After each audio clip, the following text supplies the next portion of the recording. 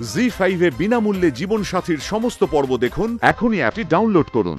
আমি তো ভাবতেও পারিনি যে মাত্র 50 লক্ষ টাকায় তোমাদের বিবেক, তোমাদের মূল্যবোধ সবকিছু বিক্রি হয়েছে।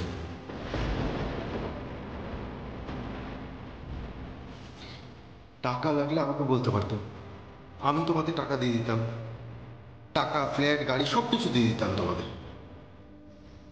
সংকল্প, তুমি আমার দিদির সাথে ভদ্রভাবে কথা বলো। Shut up! Just shut up. আমি সংকল্প ব্যানার্জি, একজন কর্তব্যপরায়ণ পুলিশ অফিসার কথা বলছি। Not your niece's husband, okay? সংকল্প,